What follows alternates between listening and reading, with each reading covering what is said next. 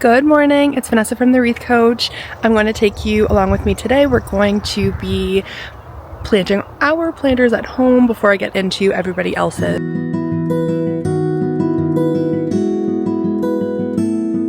We've already got some pink petunias in our garden. We have a pink petunia hanging basket, so we're going to go pink everywhere, and we're going to go see what the garden centers have. So let's go. This is our one with the hanging basket behind it. And I've got some petunias down in the garden here. All of this, there's a bunch of petunias in here.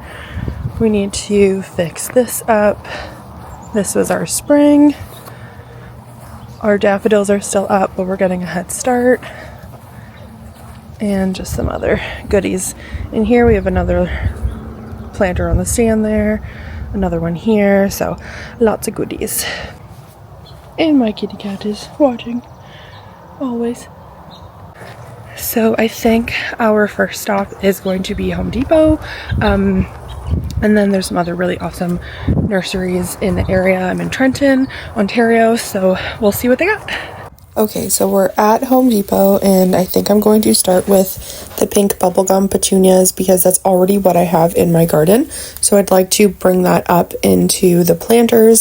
So that will be one of my trailers, and they're just so pretty. I really love palms for a centerpiece. They just fill out really nice. They sometimes don't love like direct sun. I've heard some people say that they'll get them like burned, the leaves will be burned and like brown, but I have had pretty good luck with them in full sun. But just be aware, if you get like maybe over 6 hours of sun wherever you're gonna put them, they may crisp up the leaves a little bit. So maybe if you stay away from this for like a full sun, but it's great for part shade, part sun, and they just add some really nice height. They don't get too much bigger, but they are really pretty, really tropical vibes. So I already have some creeping Jenny in my planters, so I'm going to get a couple more of these. I think this is going to be my spiller for my whole garden. I like this really nice pop of lime green, so I'm going to get a bunch of those. I'm going to add some Dipladenia into my planters as well. These are one of my favorites. They're so easy to maintain. They're just a constant bloomer all summer long. Doesn't need much maintenance. They just sort of fall off when the flower is done blooming. So definitely recommend Dipladenias for full sun or even part sun. And then to go with the Dipladenias, I'm also going to add in some Verbena. They're so pretty, like clusters of small flowers, and they have a really nice trailing effect. So, super successful trip to Home Depot. My Jeep is full of all the goodies. I'm excited. We went super tropical with our palm trees and lots of hot pink. Let's get them planted. So this is our spring pot right now, so I have to sort of pick and choose what I want in here. The purple was just like left over from me doing someone else's pot, so I think I might get rid of it altogether. The snapdragon will continue blooming in the spring, and I don't want to throw it out, but I think I'm going to just pop it into another pot. The same with the pansies. I find that they like die down a little bit in the summer when it's too hot. But then they'll kind of revive themselves in the fall. Same with the snapdragons. So I'm just going to take out everything, put it into another pot that I can sort of like set aside. That's not going to be my focal point for the garden for the season. So I'm going to do that right now, and then we'll get it ready for all of our summer plants. Okay, so pot is empty, and we have to go in with our centerpiece first. So I find like a lot of soil is going to have to come out of this pot, obviously. The easiest way to do that is this is the size of the group ball. We know that. So take whatever from the center soil-wise, put it in here. Once this is full, it means that you've taken essentially enough room for your potted plant. So we're going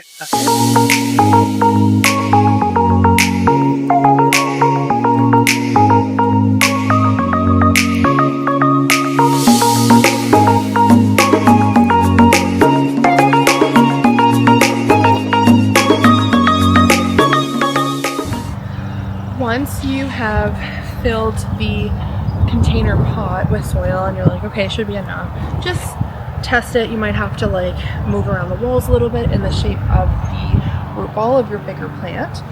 You can put it in, take it out as many times as you need to make sure it fits. So here I would say I just need to shave down the walls a little bit so that it fits snug.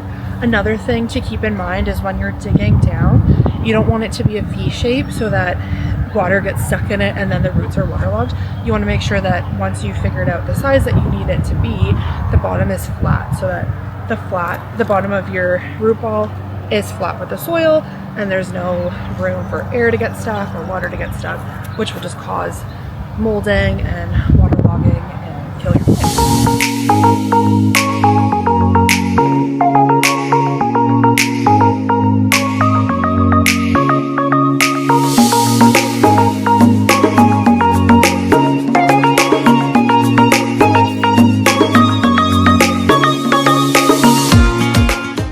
Perfect, so I think that's good. And then you just want to go back in and make sure to push the soil around. Tuck her in so there's no air bubbles, like I was saying before. No room for water to get stuck.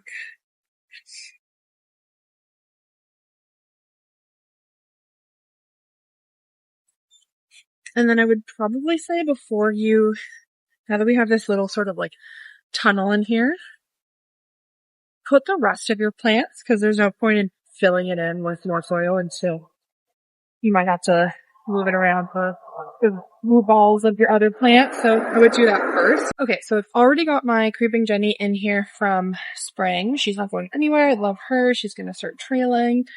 Up beside her, I think I'm going to go in with the Euphorbia first, because that'll just sort of create a mound like this way. So I'm going to put one on each side of the Creeping Jenny.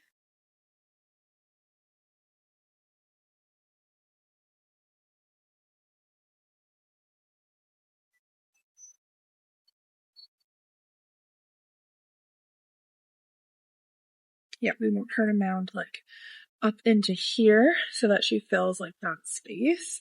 The Creeping Jenny will sometimes come like up as well if you see it sort of pointing this way. So I mean, it's good. You want it to just fill in this. You don't want to see this stuff.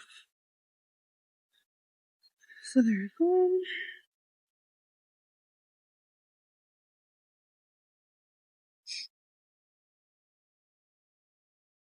And then two on this side.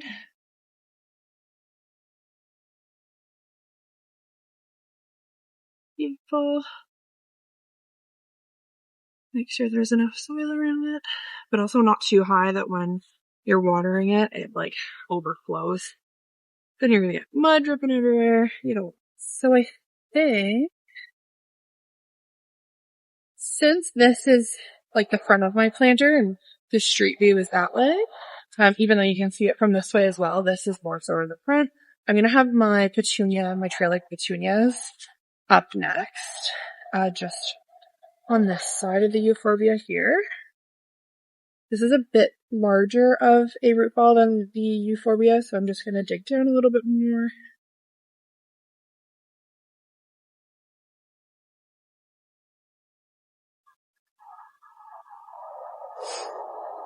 Okay, pretty. I like that actually already starts to fill in there.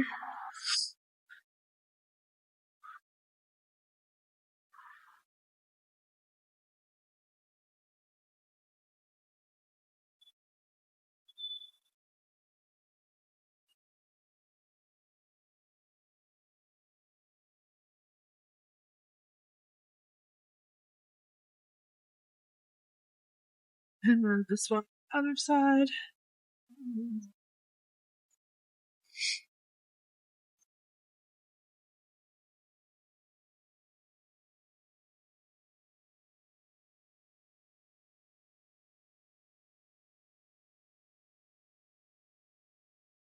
Pretty.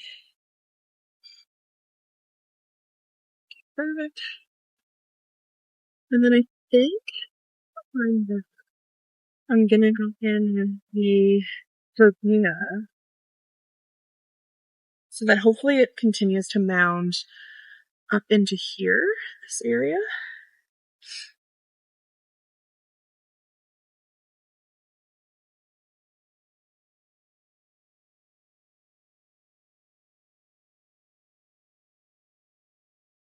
you know, push it as close to the stem of my palm as possible.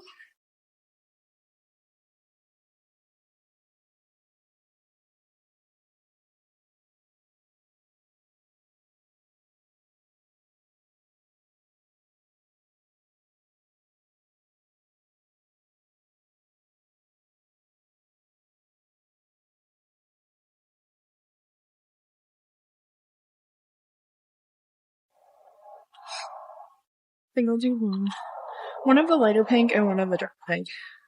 Kind of plays off of the Diplodonia that we're going to put in here as well.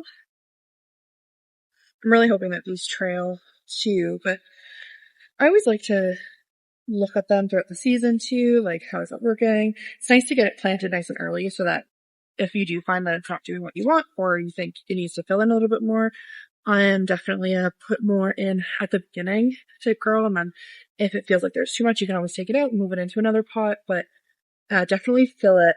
You don't want to see any soil, like any of like this area, when you're done.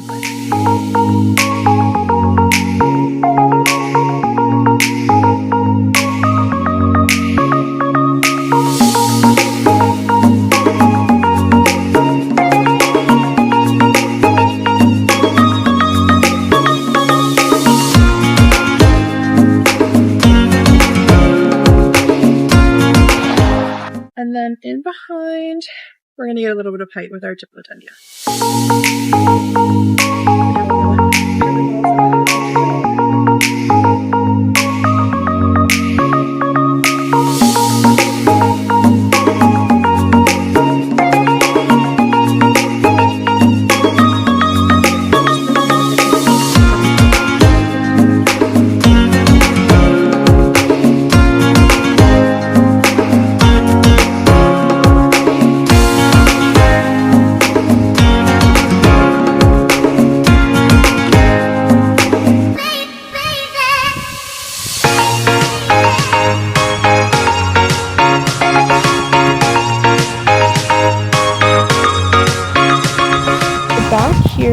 Is a little bit empty, well obviously a lot empty. I'm not sure if I want to add in the same things I have at the front or if I want to do something a little bit different. Those petunias were a larger root ball, so I think I might just get some plugs to put into the back, but I might go out actually and see what else I can find for today and then add them in there. And then I also need to get something for here, so I think I'm going to do the same thing in this pot and then same thing in this pot. I need to take the daffodils out. I think I'm just going to put them into the ground for now, like everything I'm taking out. The bulb, like look how pretty these are, so pretty. But yeah, this is the same thing. I have to take out the pansies. My creeping Jenny will stay. So I have a few more pots to do. Instead of going out to buy more stuff, I ended up just popping in the pansies that came out of my spring planters. It's still pretty cool out, so the pansies are actually doing really well, and this filled in perfect. So that's our one planter for now. You can see the wind is kind of getting it, but it's pretty windy today, so we'll see how it does. But I'm going to go around and do the rest of them, and then I'll show you how they look. Okay, so I ended up getting this one going, and this one I was showing you first as well, so that one's in. I have a bunch of petunias already in the garden, but I think we are sort of maxed out for the day. So I ended up getting 2 of the planters done in the garden. We have a bunch of petunias planted in the garden bed as well. And then we did 1 planter by the door, but I think we are a little bit maxed out for today. So thank you for joining us on part 1, where we got started on our garden planters for the season. Make sure to subscribe and follow along so you can see the update of our garden for the rest of the season. Bye!